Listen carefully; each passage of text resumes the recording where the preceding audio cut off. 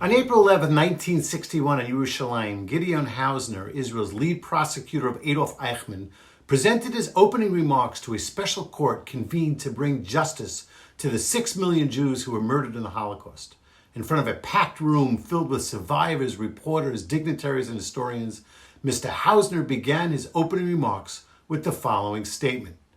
As I stand before you today, Shoftei Yisrael, to lead the prosecution of Adolf Eichmann, I do not stand alone.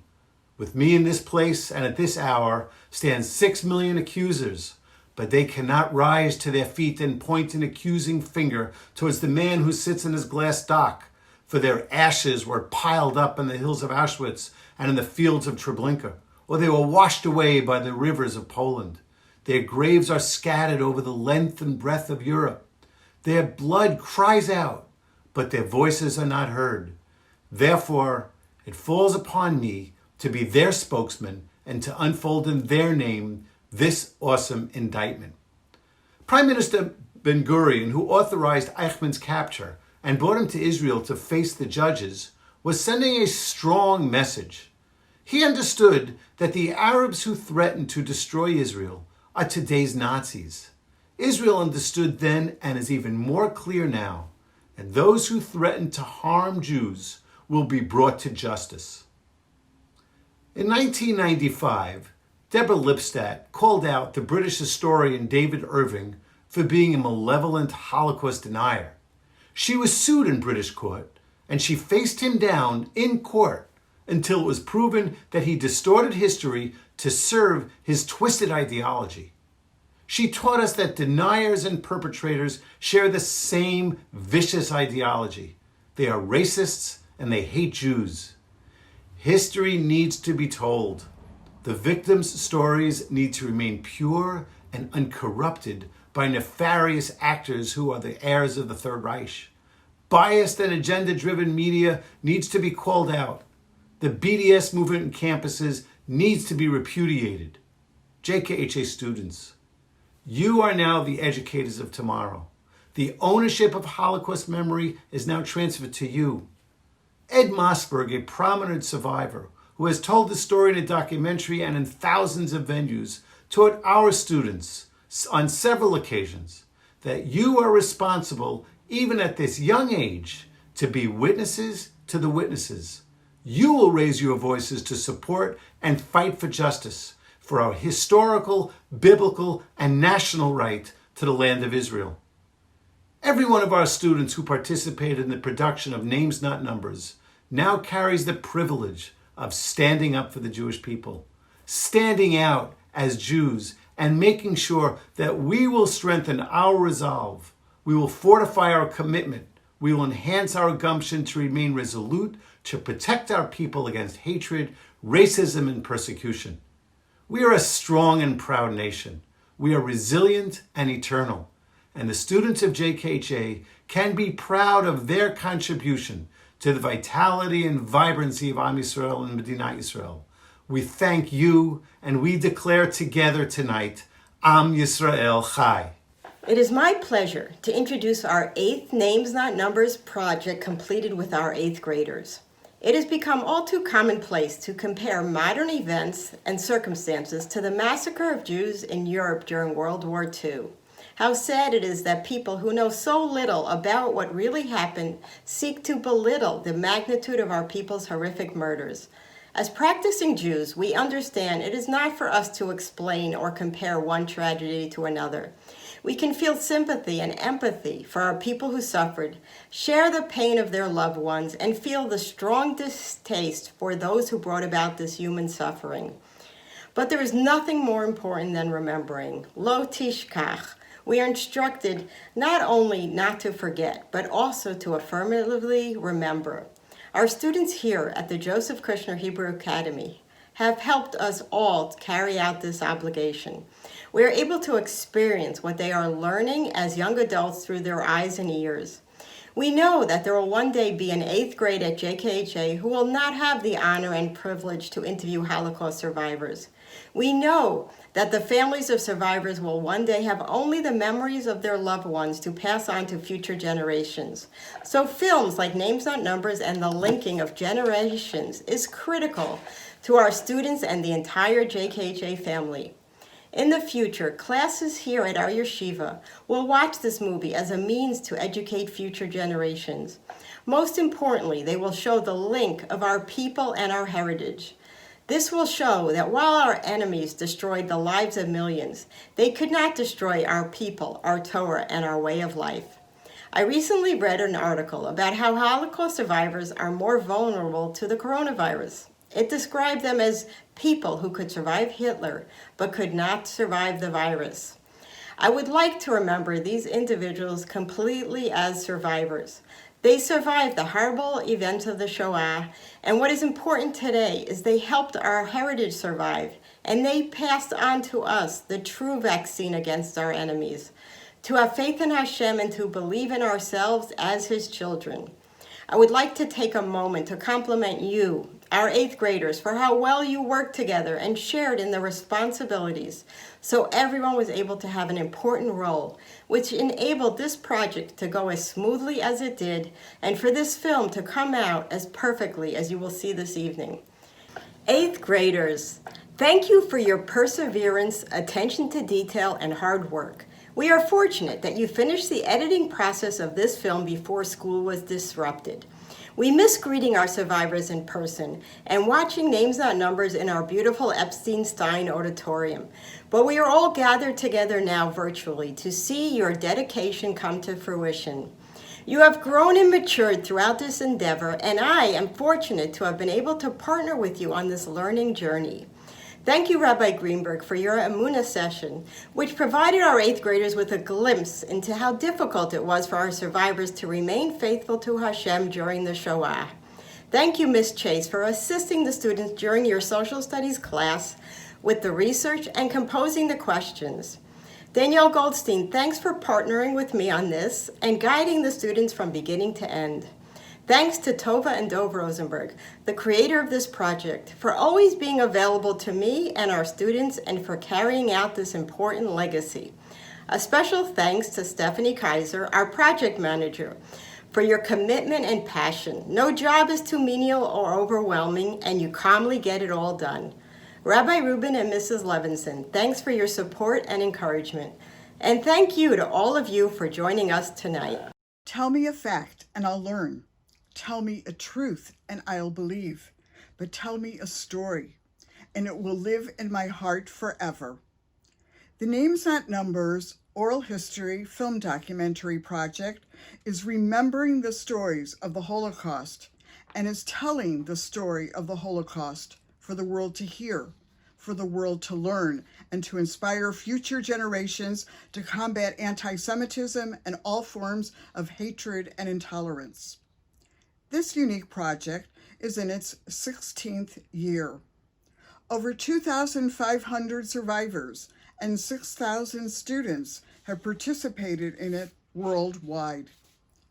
The students were instructed by teachers and professionals. They learned interviewing techniques from journalists. They learned filming techniques and editing skills from documentary filmmakers. The students interviewed, filmed, and edited the 2-hour interviews with each survivor to make 20-minute oral histories that are compiled in the Names Not Numbers documentary at the school. You're about to view the documentary Names Not Numbers, a movie in the making. This film chronicles the students as they are being trained by the professionals and includes their reflections. In it is embedded approximately 10 minutes from each interview. This is the students' work, their filmed and edited interviews. Through this project, our students are preserving history, and they are the witnesses to the witnesses. Vienna. Hungary. Czechoslovakia. Deportation. Cattle cars. Labor camp. French resistance. Righteous Gentiles. DP camp. Concentration camp. Auschwitz.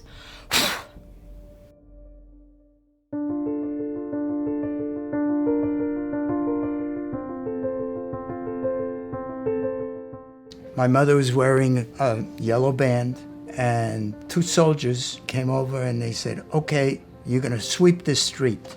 She swept the street, but I do remember that she said that was the last time she would wear that yellow band, even if they killed her. Even if people think they know about the Holocaust, you never really get to know it until you talk to someone face to face that experienced it. You can see her expressions. You can see how she felt when she was there, as if you were there with her. First 2 years, they robbed us of property, and the law humiliated us, and propaganda was trumpeting lies about us, criminals and so on, which had to be wiped out like rodents. People later could not know what happened in the Holocaust, and we have to pass it down from generation to generation, showing that it actually happened and it's not a lie. I had an aunt. She was caught on the street while she was walking, and he said to her, "You're Jewish?" She said, "Yeah." He took her right away. We never saw them again. Never heard of them again. You're listening to someone telling you the story firsthand, and you would be the person telling the story on now. We just think we're going there, and somehow, I don't know, we're coming back. Nobody think about it, what is coming. We still not believe it. This is, for some people, end of the life. We are people who came from this. This actually happened. Now everybody knows their story and that we know that it's true and this happened to us, but we're gonna keep on going and stay strong. Besides the fact that they have a number tattooed onto their arms, they have a story, they have a legacy, and they're important.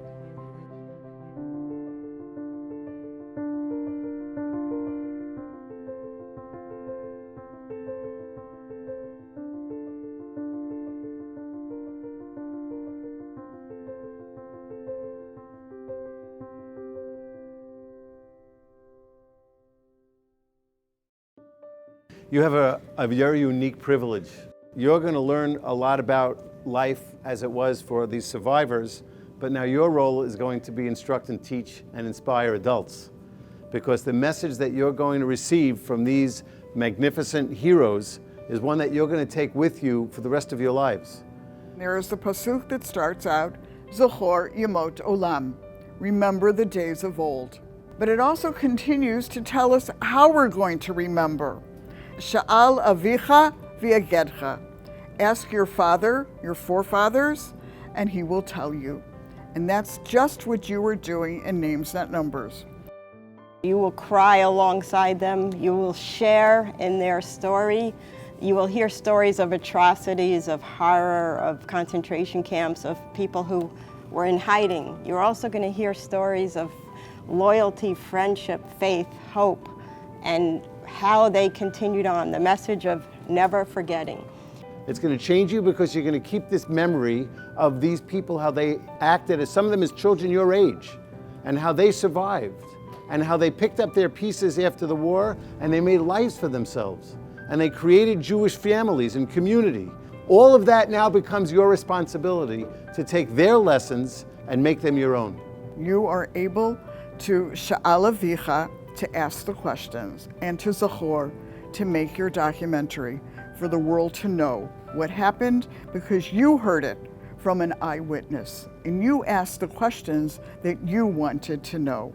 So you're listening to history, you're making history with your documentary, and you have a very important role.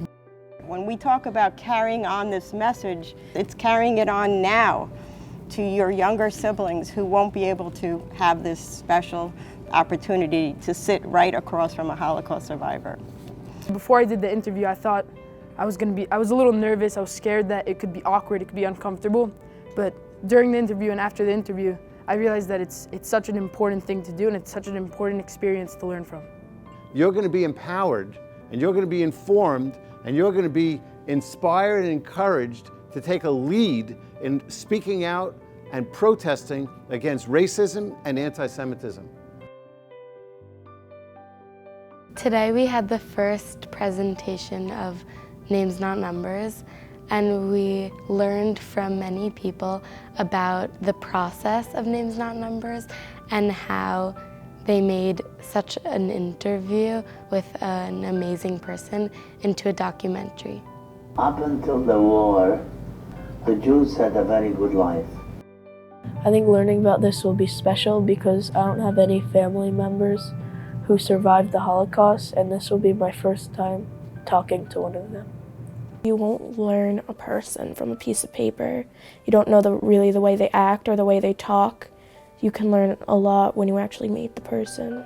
I chose to do this project because since someone in my family has gone through the Holocaust and they don't remember that much, I want to know and experience what my ancestors did, and I want to have a deeper connection to Judaism itself and be a proud Jew when I'm older. Today when we got to school, we had a journalist come talk to us about what we should ask the survivors. To me, there's absolutely nothing more interesting than sitting down with someone else and finding out their story. And you're talking about things that are so personal and so painful. So then you need to up your game as an interviewer. We are getting like lessons on how to interview someone. Like you have to make like eye contact and like you have to have like open-ended conversations. You are the guide. They're leading you through their story, but you have the ability to take the turns, and you have a list of questions that you want to go through. You're going to see the map of where you want to go in front of you. And interviewing survivors, as you know, it's particularly important because you are preserving this story.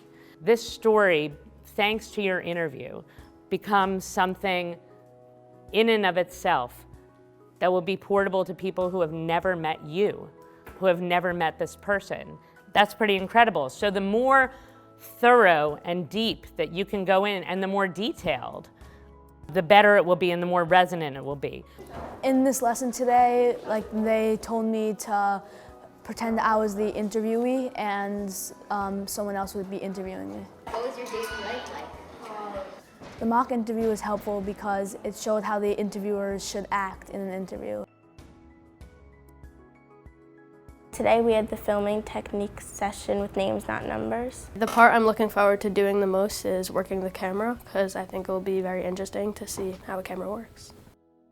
So we have the two cameras so that I have one dedicated to a wide and one dedicated to a close-up, so we never have to worry about missing anything ever. Today I learned how to film the survivors. We learned how to the right angle to get and how to capture what they're saying correctly. Always checking focus. If they're telling the most intense story and your shot is looking like that, it's not usable at all. So focus, very, very important. After the session today, I feel far more ready than I was beforehand. I now feel like I understand what we're going to be doing, how we're going to do it, and such. So this is my first time interviewing and directly speaking to a Holocaust survivor. Galit? Yeah. And you? Ella? I'm a little nervous for today because I'm unsure of how this works and how emotional this might be. And you? Ethan. Ethan, that's easy. We'll test you at the end. Don't do that. I'm looking forward to all of it, like interviewing and working the camera, because it's a new experience for me, so I feel like it'll be interesting to try. Today, me and my group came in and we interviewed a Holocaust survivor, and we got to videotape it and we got to be the interviewer, which is really cool.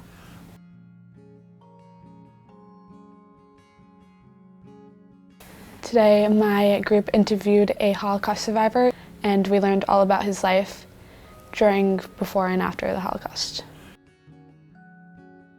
This is the first time I've spoken to a survivor face-to-face, but I have heard stories from my grandmother about her experience and her mother's experiences. Today with our group, we interviewed a Holocaust survivor named Lily Weiser. Today with my group, we interviewed a survivor but it was very special to me because that survivor was actually my great aunt who survived the war so that I could be alive. I haven't fully heard her story until today. Today I interviewed my grandfather, Bernard Schanzer, and it was especially meaningful to me because he's my grandfather, and I realized more today that all the tragedies he went through and how he was able to how he's able to be so positive even though he went through a very tragic thing in his life.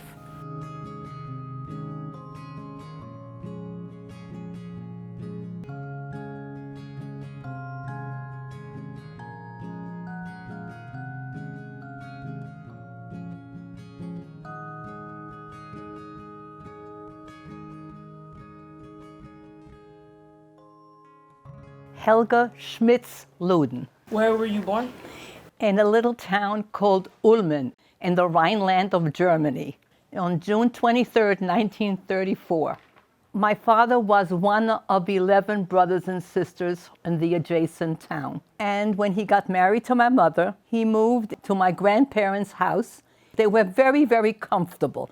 We were the only Jewish family in the whole town. Erika Schoenfeld. I was born in Vienna, January 4th, 1930. My father became a dentist, and my mother was a nurse. I had a brother. We lived in a ski resort. There was a beautiful ski resort. My name is Tibor Spitz. I was born in Slovakia. It was a small town called Dolny Kubín in August 1929. My mother was a teacher, and my father was a chazan and a shochet in a small town, about 100 Jewish families. We were strictly kosher, very Orthodox Jewish. The village had only one synagogue. There were all kinds of Jews in that synagogue or members of the congregation, which means that this was one huge congregation called as it is. My name is Nicole Alenek. I was born September 11, 1932 in Paris, France. My family was French Orthodox for about 5 generations. We were 4 children. We had a very pleasant, easy life. My father owned a fur store, which was started by his father-in-law. My name is Jean Baer. I was born in Paris, France in 1938. Life before the war was an ordinary life. My parents were from Germany and they met in Paris. My father was a farmer who was a manager on a 1,300-hectare farm, and my mother took care of one child actually while we lived there, because her pregnancy ended as World War II started in France. I'm Bernard Schanzer. I was born in Liège, Belgium in 1935. We were a complex of my parents, my father and my mother, my twin brother and a sister. My parents had immigrated my mother from Poland and my father from Czechoslovakia. My mother came from a very traditional background. My father, on the other hand, came from a very liberal Jewish background. My name is Jack Wilson. I was born in Belgrade, Yugoslavia, March 11th, 1935. My father was a lawyer. He had graduated from a very good German academy and school. And my mother owned a yard goods store. And I remember a very happy life. We lived in the only apartment building that had an elevator in Belgrade. So that was very prestigious.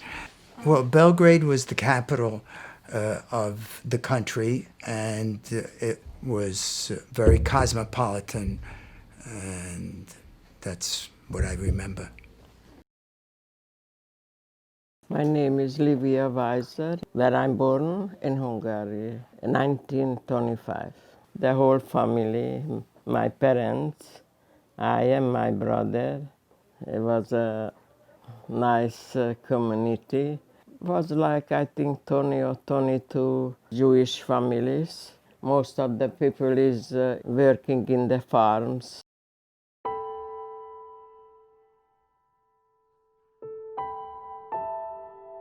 Today, with my grade, I came to the Jewish Heritage Museum that teaches people all about the Holocaust and everything that happened during the Holocaust. And it also displays artifacts, and it gives everyone a better understanding of what actually happened. Your school was founded by people who were partisans, okay, were people who were part of the Jewish resistance movement. The Kushner Academy was founded by Ray and Joseph Kushner, who were part of the Bielski partisans. So the school itself has a long tradition of this. So this is really fitting in with that tradition. You, the students at the Kushner Academy, are the new Jewish leadership.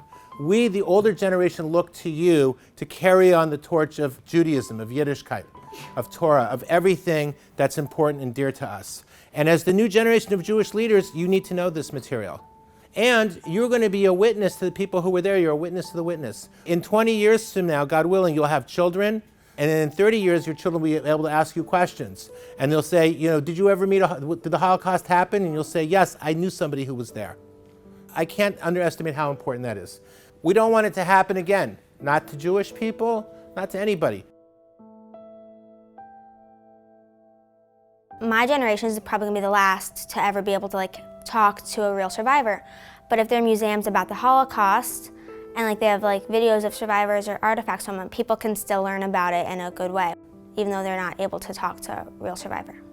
When I saw non-Jewish schools or kids at the museum today, I felt prideful because I felt like I'm resembling my ancestors who were either killed or survived, and just showing that the Jewish nation will always continue to live on.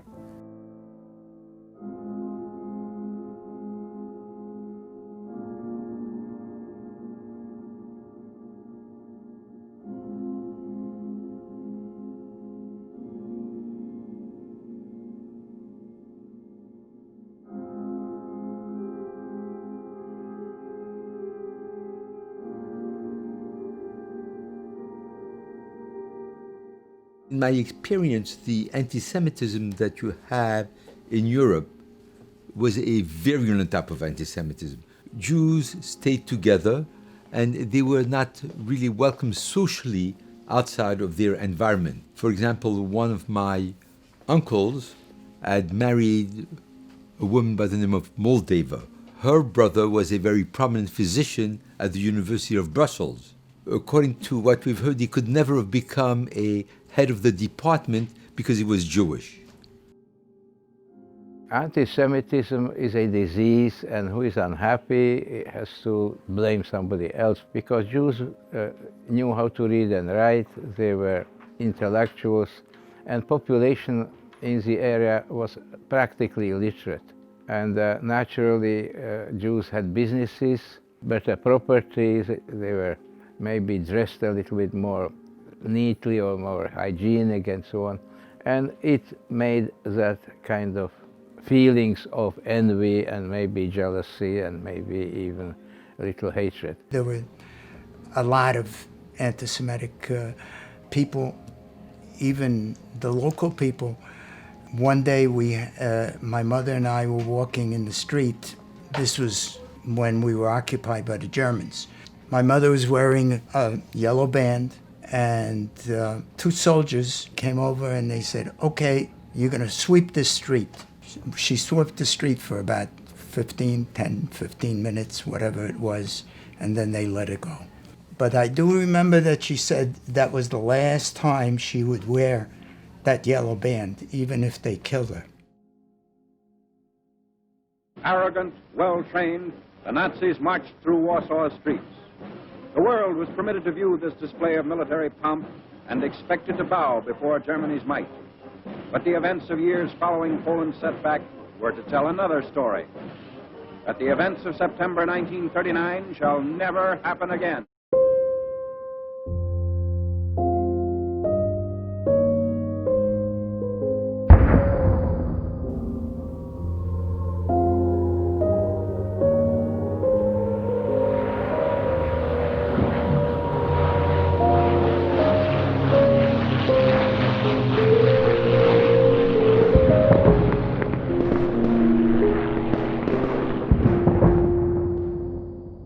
remember being like 5.5 years old, maybe close to 6, the Polizei coming in, knocking on my grandparents' door and warning them that all Jews have to be taken into the jail. And I remember my father having left, and he was jailed. And there he stayed almost a week. And then he came home and he said, we have to pack up and we have to leave. My grandparents refused to leave. And I remember my mother taking a corset out and taking all the bars out. She took money and she would put it into where the bars were. And then we took a horse and buggy and we went to the next town. There I saw my aunt on a winding staircase. Her tongue was cut out and her throat was slashed. My mother took me away. They didn't want me to see this. And from there, we went into Luxembourg. I was 8 years old. We had to move from the country into the Vienna because we lived out of town. My father was a dentist, and therefore he was allowed to take care of kids. So we were under his protection. My father lived with his sister, and we lived with my mother. The woman that rented us the apartment wanted to know that there are no Jews here. And my mother said, we are not Jewish. So we got the apartment. The people that in our building, they knew that we were Jewish. They practically put stuff on our doormat, food. Everything was ration, it was ration. We had stamps. So they gave us their stamps so we could shop in a regular store, which was very nice. In 1938, Slovakia became a fascist country with their own government allied to Nazi Germany. Original enemies were not really Germans, but Slovak guards, like militia, local militia, and Slovak army, who were following 270 laws, anti-Jewish laws. It was called Jewish Codex. I went to school, to elementary school. My mother received a letter saying, because you are Jewish, according to laws of Slovak Fascist Republic, Jews are not allowed to enter public school. Then we had to build our own schools. They didn't want us children to run around, which means that my mother became a teacher of a Jewish school.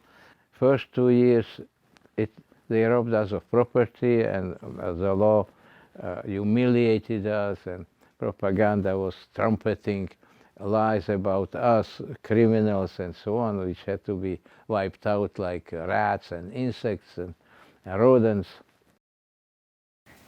The Germans invaded Paris in 1940. Every Jew in France had to wear, in French, a star. This one was French. It says Juif. The one in Germany said Juden. This is the star that everybody wore. They were supposed to wear it. And usually there was a thumbtack here. And people would just tack it on their clothes. Most Jews, of course, tried not to wear them. At that time, the only kosher place in France was in Nice. So we all went to Nice for Passover, and our parents met an American couple then, and they became friendly. And as soon as the war started, they kept on writing to my parents, send us money and come here. We'll do the papers, come here. And my parents answered, we have 4 children, we have a business, we have all our brothers and sisters. We can't go. Eventually, Jacques, my brother, was very, very active in the underground. And my brother was being hunted so much that they got word to this nice couple. Could you make the papers for Jacques? The war started for us in the spring of 1940. My mother was very pregnant with my brother, and I was 2 years old. And my father volunteered to join the Czech army in France France was invaded by Germany in May of 1940.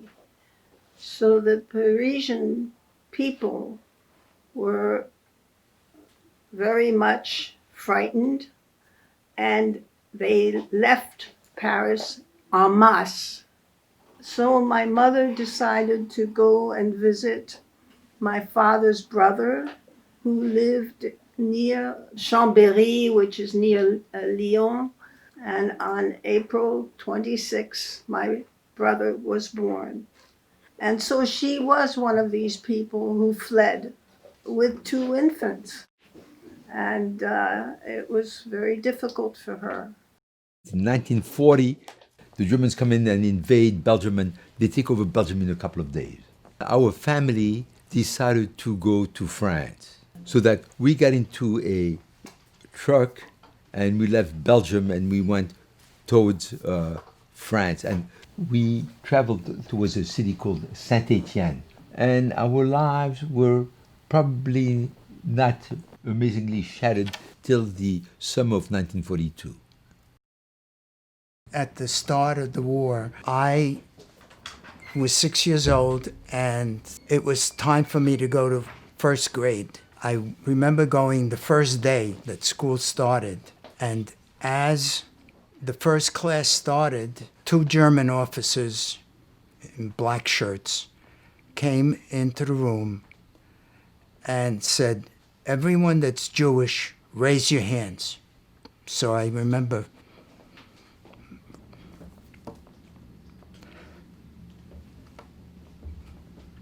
I still remember. It was very hard to remember. But I raised my hand and they said, "Okay, all Jews out." And we walked out of the school. Sirens started to ring. And then the German planes came and they started bombing the city. That evening, we tried to leave the city by walking across a bridge. We escaped. We ran and left the city at that time. When the German came, in this time you have to be ready to go off at one place in a bigger city and leave the house. This was right away after Pesach when we left. And we went in a bigger city in the ghetto. There we was 2 months. There was a house what everybody, one on the attic, one on the kitchen floor, one in the room, you know, one family. You know, we think we are there, and then the war was near end, and we soon going home. We not understand what coming.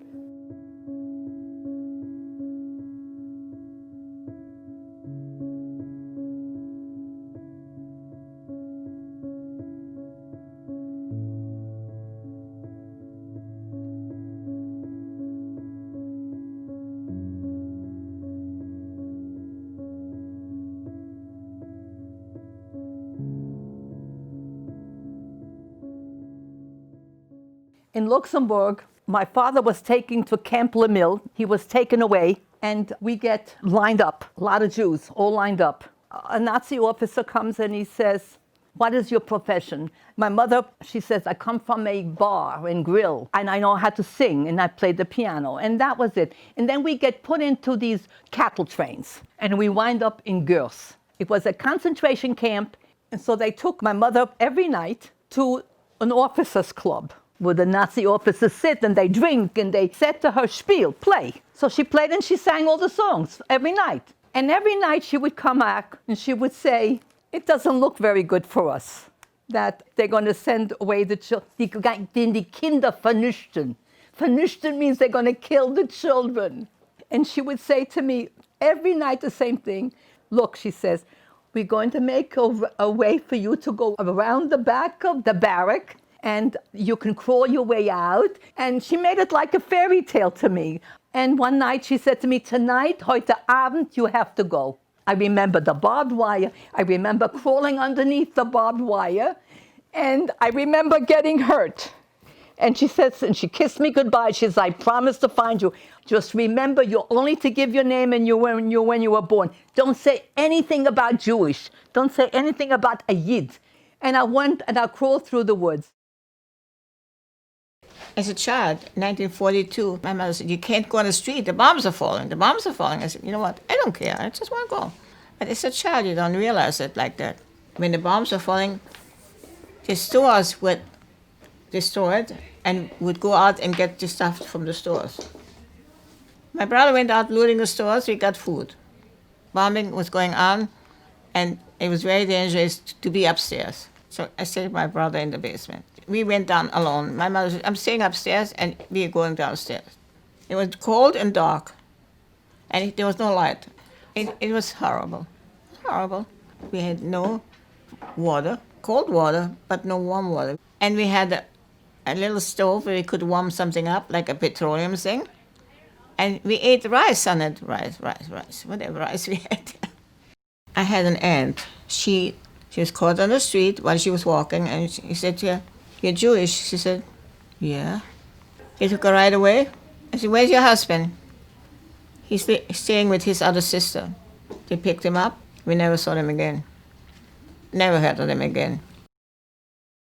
In 1942, they deported almost all Jews of Slovakia, but some Jews were left behind because the new owners who confiscated Jewish properties and confiscated also Jewish enterprises and workshops and little factories, I would call it, they had to learn how to use that equipment and that process, which means that there were about 12,000 Jews left behind, and if they died, somebody had to bury them.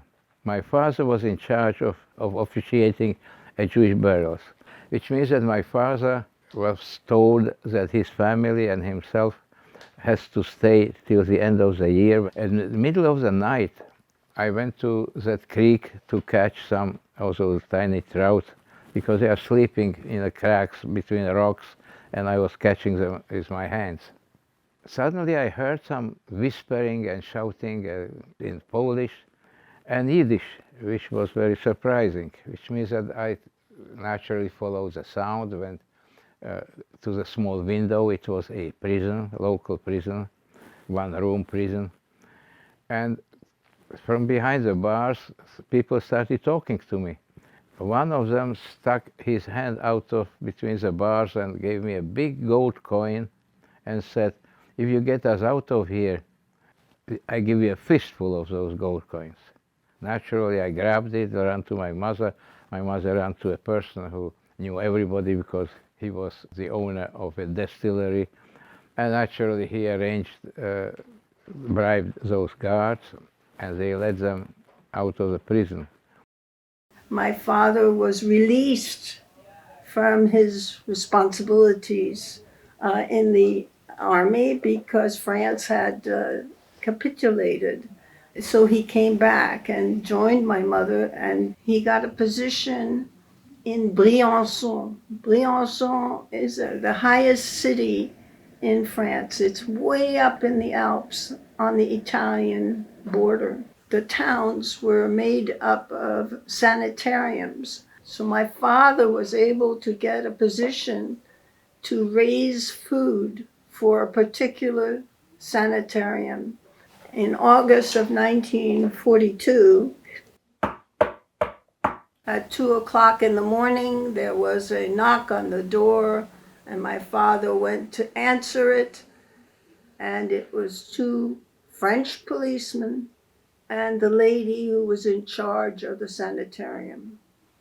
And the policeman said, you have to come with us. And so my parents were taken by bus to a camp called Les Milles, which is north of Aix-en-Provence, north of Marseille.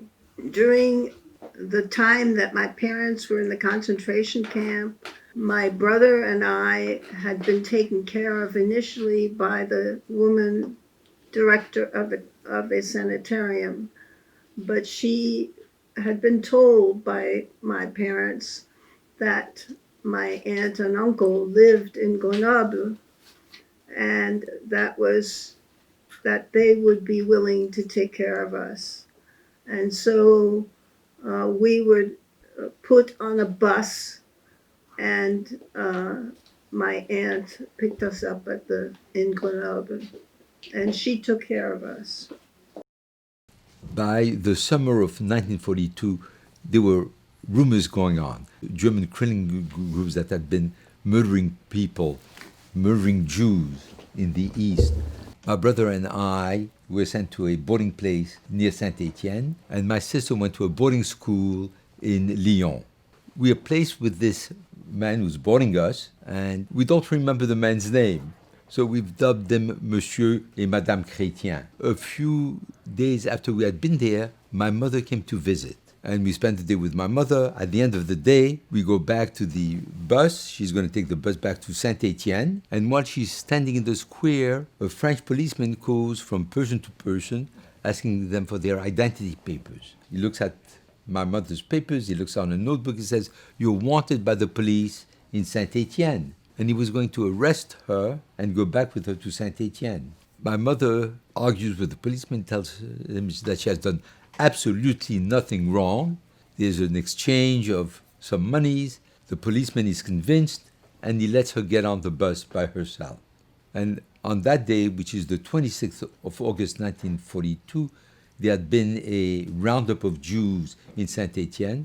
My mother had missed it because she had come to visit us, but my father, his brother, my cousin, his parents, and my other uncle, Boris Ein, were all rounded up and eventually all murdered. The Germans had occupied the whole country, and so we came back to Belgrade where we lived.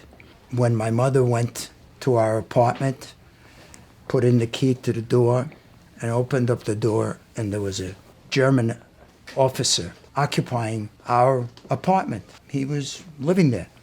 And he said, "What are you doing?" And my mother said, "This is our apartment." "Oh, you're Jewish. This is no longer your apartment. This belongs to the German Reich, and I'm living here." So at this point, we were living in an apartment with my aunt. The Germans required us to register at the police station as being Jewish. And then they had all the German men come to work. And my father, because he spoke German fluently, became an interpreter. About a month later, my parents had heard that the Germans were going to take the Jews and send them off into concentration camps. So they found out someone that could print up false papers and IDs, and they were going to escape to the Italian side, and it was Friday that they got the papers, and my mother said to my father, "Don't go to work today, just call him up and tell him that you're sick, and this way we're going to escape this weekend and we'll be gone." But my father, as I said, "It's payday, I'll go, why not?" So he went, and that was the day that they decided that they weren't going to let the Jews go home. The following week, I remember visiting my father in the camp, and I remember him saying to my mother, "You have to escape because they're going to kill us, and then they're going to come after the women and children." And they did.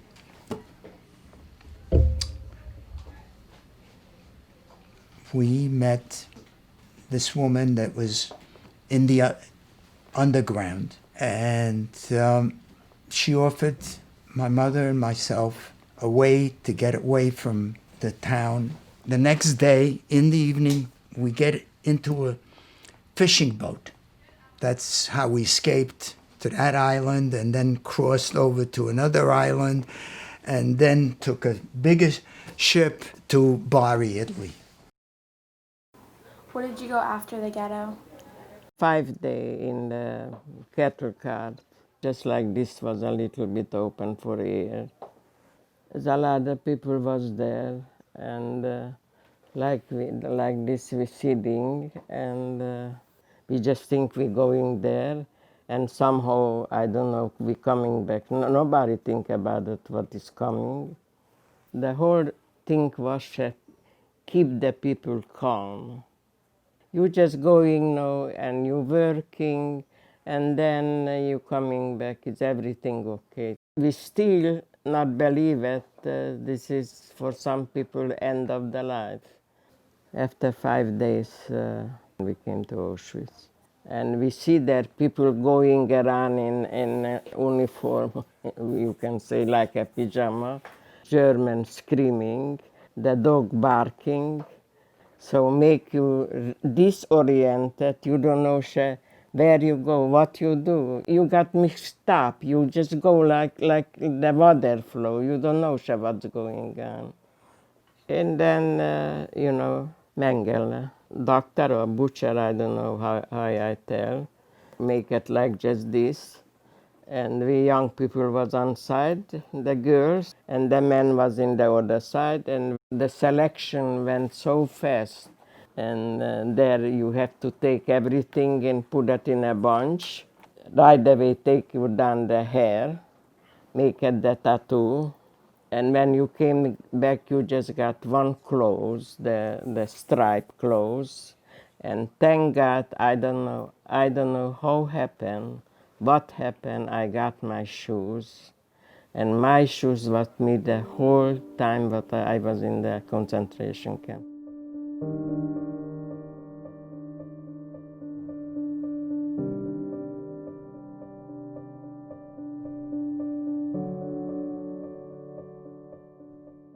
In the woods, I was very hungry, so I ate grass. I ate pills and mushrooms, and I ate flowers, and then I got pox all over me, terrible big pox. All I remember is falling in the grass, and all of a sudden, I feel someone touching my face, and I look up, and there they were. They were fighting in the woods. They were partisans. They spoke French. And they were fighting in the woods, very close. I didn't walk too far from the camp. They took me into this convent. I don't know how long I was in the convent. All I remember is that one day I wind up in a holding area in Aix-la-Provence. And then one day, now this is like almost impossible to believe. One day my mother walks in.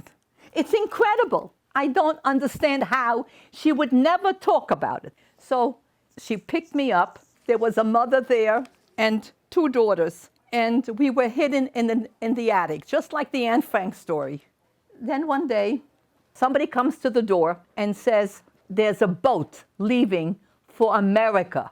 You have to go to Marseille, to the port. There were 750 people waiting to be shipped out of Marseille. We got on it, and my father was amongst those men. That was really an incredible, incredible miracle.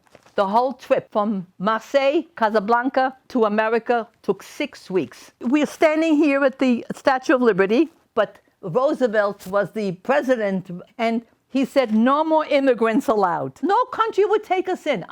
But the Dominican Republic, for us it was a lifesaver because we were in America. It's Caribbean. And of course my sister was born in Puerto Plata. Before the war was ending, there was an American person.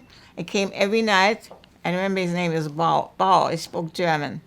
And my brother had a radio which was like on crystals. Every night about 8 o'clock, we'd listen to his news. He said, you have to wait. It's gonna be over soon. That time we didn't believe that we could live in that situation anymore, and we ran into the mountains and covered it, made a shelter. We called it bunker. Our living conditions were terrible because it was no income, it was no food. First of all, we took with us to that shelter potatoes, and we could only eat them raw. And we had a little bit of flour, and we ate it with ice and snow. Once in February, They were Soviet Red Army guerrillas parachuted behind the enemy line into the same forest, and they found us there, and they asked us for gold and money, and we naturally didn't have any. And they said, okay, we are going to shoot you. I escaped. I ran away, zigzagged through the forest, and they were shooting after me, branches were falling on me, which means that I returned to the forest to bury them, and they were alive, but those guys took everything from that shelter. Most Jews left Paris by car to go to the south of France, which was the Vichy government, because the French government had moved to Vichy and the Germans had come in. It took us a month by car. We eventually arrived in the south of France. My parents couldn't find food, so they put my sister and I in a convent.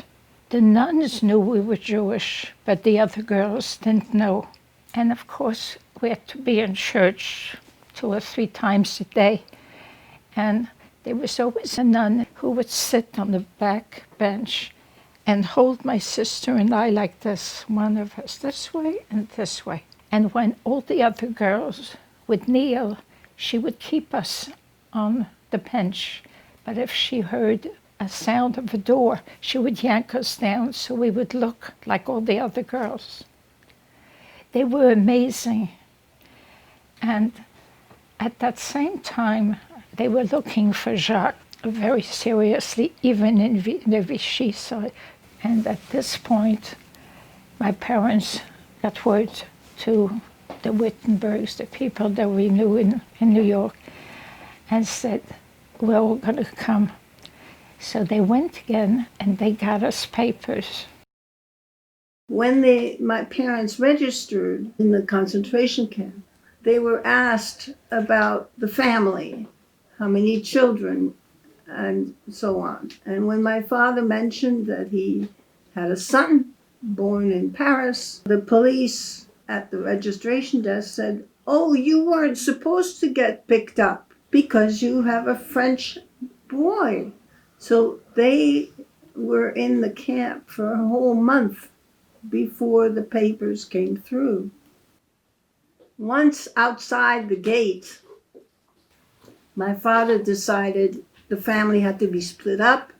He had to get false papers, and hopefully we would be able to survive in that manner.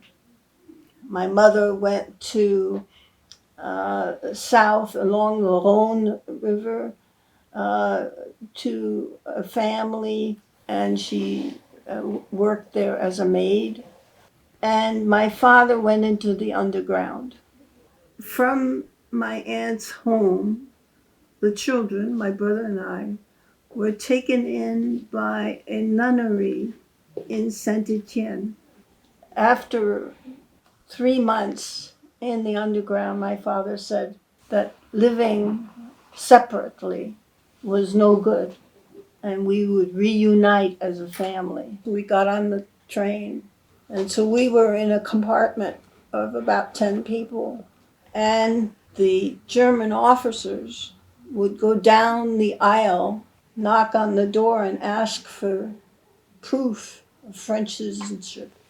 And my mother had papers, but the children didn't have papers. Yeah? So my father stood in the hallway, and he heard the German officer speak to another one, saying whether they had inspected this particular compartment. And when the officer came to go into my mother's apartment, my father, in his best Berliner Deutsch, said, I've already inspected this compartment.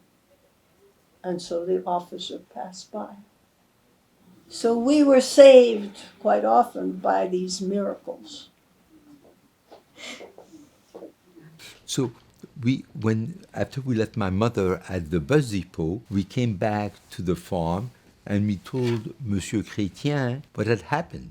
And Monsieur Chrétien takes us and he leads us to a police station. We were questioned. They asked us where our mother was, where her friends were, who they were. At that point, they told us, for the moment, we're going to send you to an orphanage. Essentially, we were being kept as hostages so that my mother would come out of hiding. So we were in the orphanage for a couple of months. Every day we went from the orphanage to a church across the street. And something dramatic happened. We were going from the orphanage to the church when one day 2 men approached us. These 2 men had worked for an organization, Losé, which was a clandestine Jewish organization which helped Jewish children. These 2 men took us by the hand and we walked away. Sometimes in the spring of 1943, my mother met Jeanne Bonhomme. Jeanne Bonhomme, who we went on to name Tatan Jeannot and Jane, was an amazing woman. She went out and she arranged for my mother to get a false identity card. She also arranged for my mother to go and get a job in a castle, le Château de Virieu.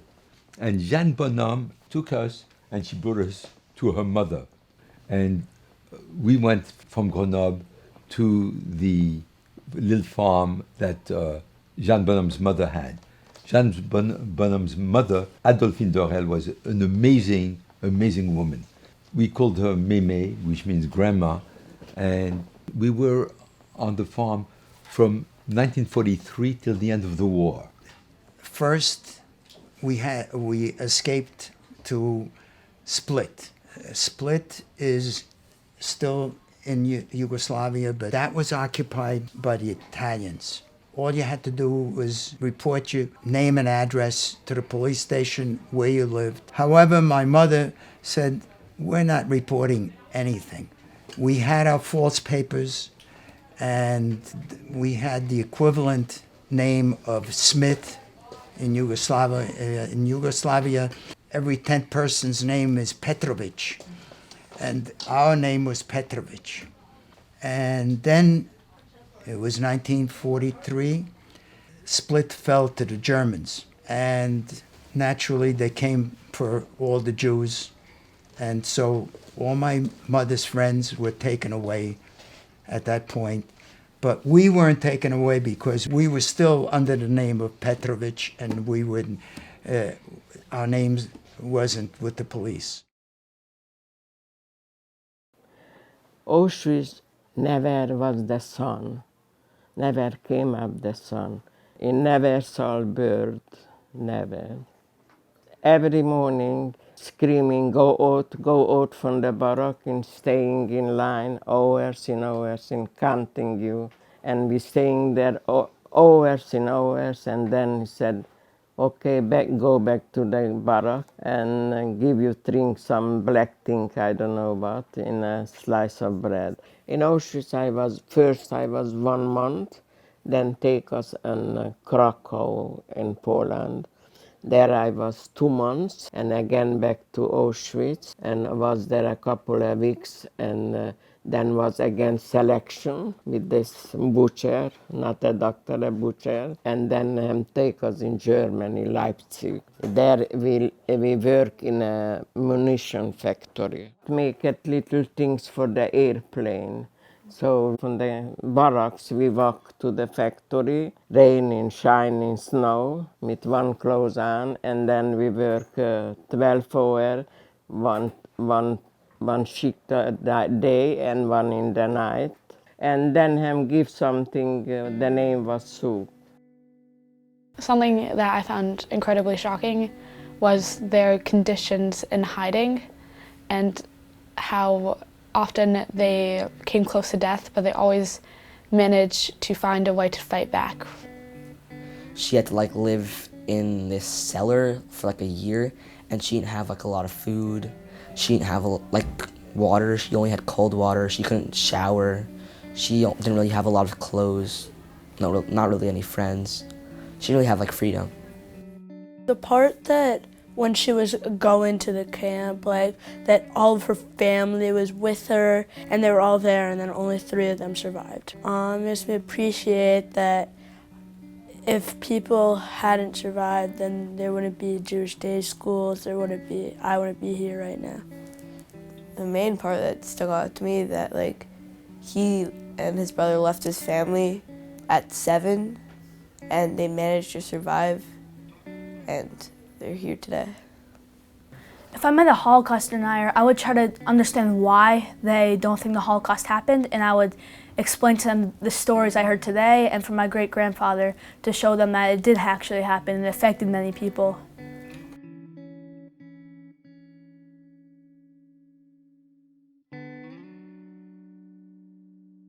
15th of May, 1945. I was 15. But it became a zone of 4, Vienna. It was French, British, and Russian. And we happened, luckily, we lived in an American zone. It was divided in 4. And the police, we got to the police, there were the care packages for us. It's the best thing in the life. We had everything in it. Everything was packaged so you can eat. It was so fantastic. In the ground, you hear all the sounds you can imagine. And suddenly we heard voices saying, "Spitzes, Spitzes, we know you are somewhere here. The war is over, you can come out." My mother recognized those peasants, and they brought us some bread and water in a jar. And those people were crying, looking at us. I looked back and I saw my father, all fungus, clay, just ice, skeletons. And they couldn't understand how he could survive like under the ground in a terrible winter without proper clothes. When we ate during the war, the bread was gray. After the American troops landed and came through, all of a sudden, overnight, we had, for the first time, we had beautiful white bread. To us, that was the first sign of liberation. When we did get to Bari, Italy, we stayed in the Jewish camp for 6 months there. And then the government of the United States decided to take 1,000 refugees in Italy and bring them to the United States. And we were picked. After Leipzig, then started to the English and the German, English and the American coming to bombardier day after day after day. And we went from Leipzig to Theresienstadt to Czechoslovakia walking 2 weeks. The German take us to the entrance and we went inside in Theresienstadt. In the next day was there the Russian. Today we learned how to get ready for editing. So we have to take our hour-plus video and make it into just 15 minutes, and we all work together to do it. Mrs. Finkelstein showed us how to use the editing Excel sheet. If you put in 642, you have to put in the first few words that he says so that Jared understands how to edit this. We're going to have to watch all of the footage, and we have to pick the stories that we think are the most exciting and the most interesting, and that should be put in the video.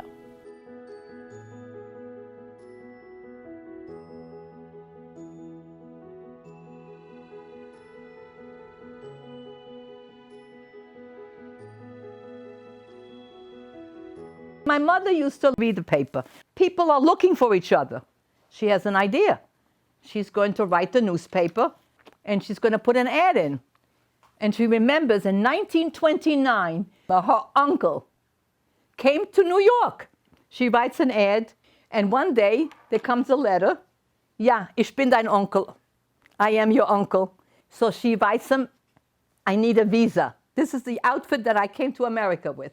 My mother had it made with a special seamstress. Edith was 4 and I was 12. We came to the United States in April of 1946. We came here on the boat called the Floyd Gibbons. The years just went by. I had a job, worked for the American Joint, and I was an assistant. And one day, I was already 18. Somebody said to me, you want to go out for a dance? We're going to a Hanukkah party. I said, okay, I'm coming. And I met my husband there. And then he had to leave the United States, and I came later. After the wedding, very soon, I was told you have to go to Cuba and started a new life in the West, in Canada, where we moved 4 times in in 9 years, and then we moved to the United States and moved again 4 times until we ended up in that digital outfit in Kingston, New York, where we live now. That the American government wouldn't take Jacques because he was a minor, but they would take all 6 of us. In June of 1940, we drove to Marseille.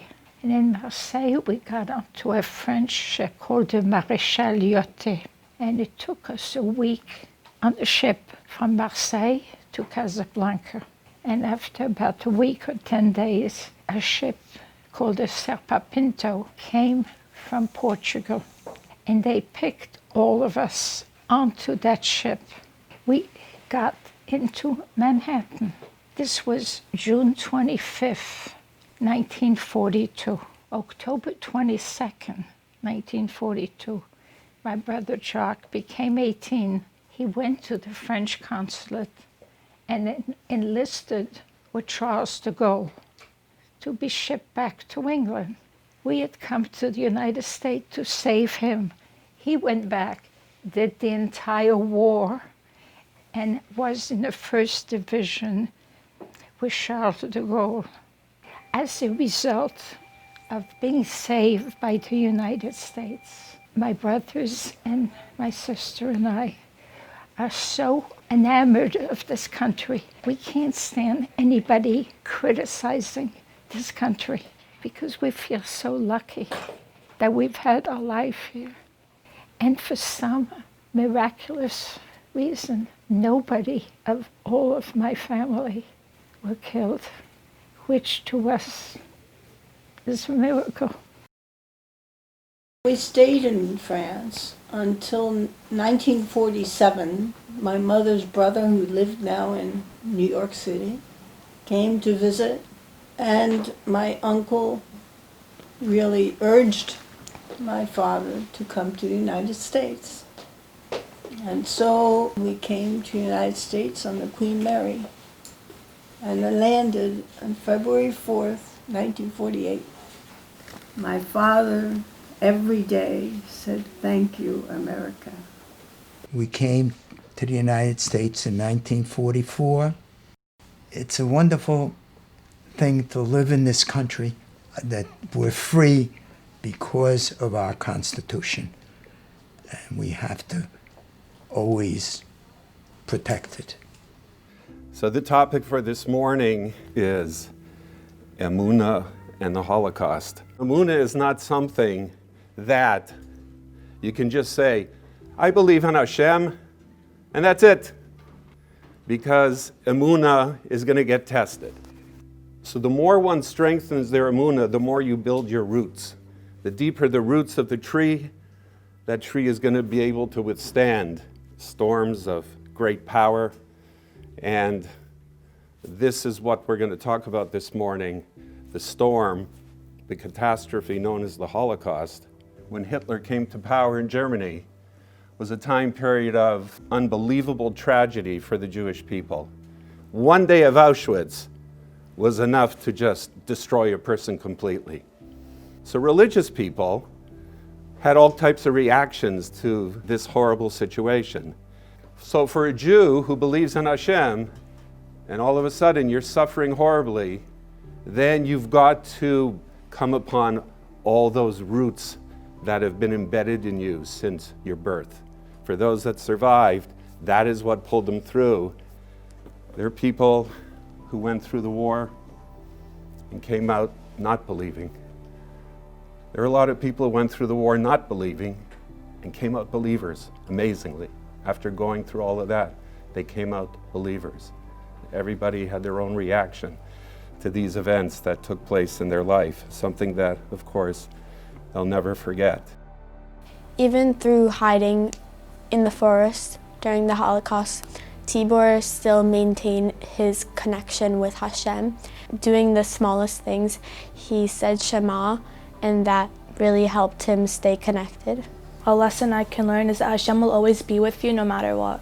He went through years of suffering and hardships and wasn't able to practice Jewish traditions, and I think that now we should be grateful and brave every day for what we get to live today compared to what he had to go through.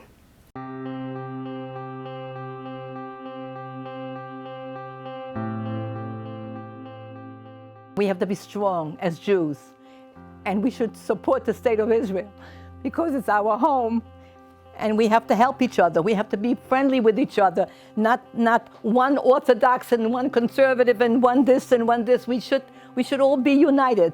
It's very difficult to do that, but we should. What's hard in my life is nothing compared to what they've experienced in their life. So I can take the things that are hard in my life and basically say, well, if they got through what they got through in the Holocaust, I can definitely get through what I have in my life and the challenges in my life. Never ever fear anything or anybody. Fear is absolutely weakening a person. I survived the Nazis, 3 years on a death row, without a slightest fear, feeling any fear, because I convinced myself that it's an emotion which weakens me.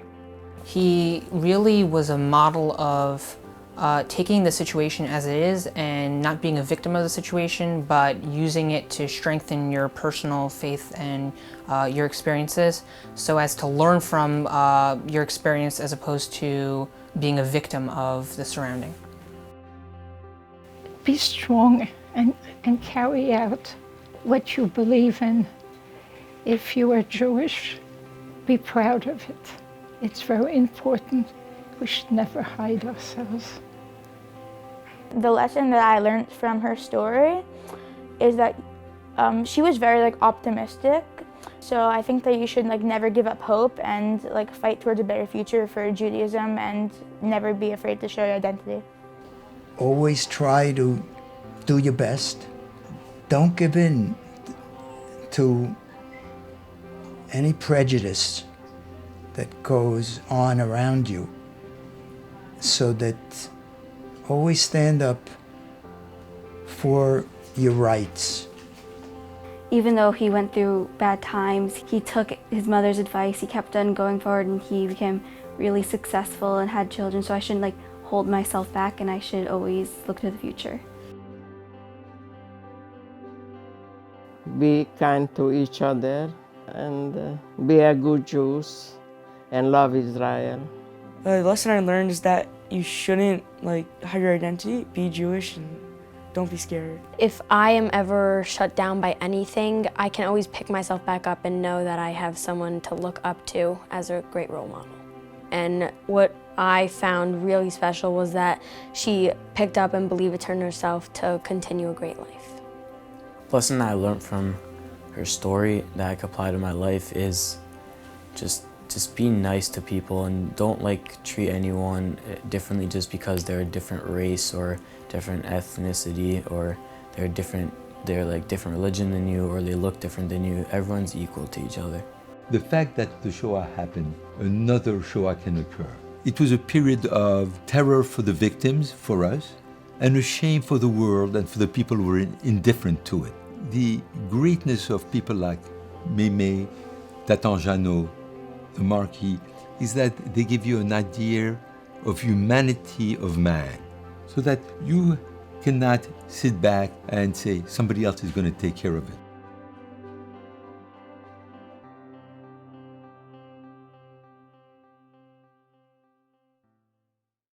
We are Rachel's children, and we carry her name. Nicole Alanek. We are Rachel's children, and we light her flame. We see her strength, her Jean Bear. We know her sacrifice.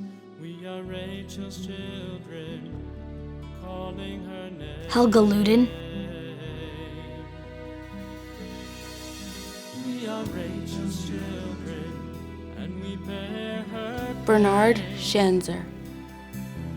We are Rachel's children, may it not be in vain. Erica Schoenfeld. Buried alone, Bethlehem Road, no peace within her soul. We are Rachel's Kiver Spitz. children,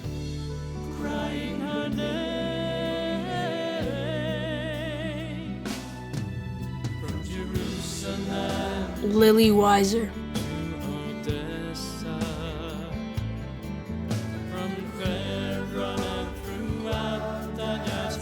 Jack Wilson. She is our soul, she is our heart, our loving matriarch. We are Rachel's children, calling her name.